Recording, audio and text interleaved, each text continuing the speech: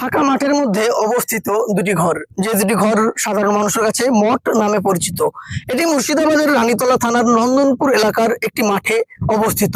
যে দুটি ঘর একদম অদ্ভুত রূপে দেখতে, কারণ মুর্শিদাবাদ জেলা যেমন ইতিহাসে ভরা, ঠিক তেমন মুর্শিদাবাদের অলিতে গলিতে লুকিয়ে আছে ইতিহাস। কিন্তু আজও নতুন ইতিহাস খুঁজে দেখা গেল এবং দেখা যাচ্ছে মুর্শিদাবাদের রানীতলায়। কারণ যেগুলো মঠ নামে এলাকাবাসীর কাছে পরিচিত যে দুটি ঘর, সে দুটি আসলে কি ঘর, কিন্তু এগুলো ঐতিহাসিক ঘর, ঠিক এমনই এলাকাবাসী সূত্রে জানা যাচ্ছে। কিন্তু এগুলোতে কি হতো প্রশ্ন করলেই তাদেরকে জানা যাচ্ছে এগুলো হয়তো কোনো ধর্মীয় কোনো অনুষ্ঠান বা কিছু হতো আগের যুগে।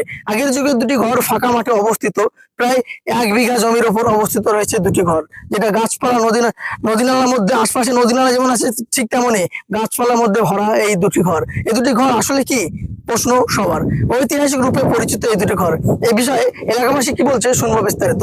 ক্যামেরায় বাপ্পি শেখের সাথে ইব্রাহিম শেখ, খবর 24।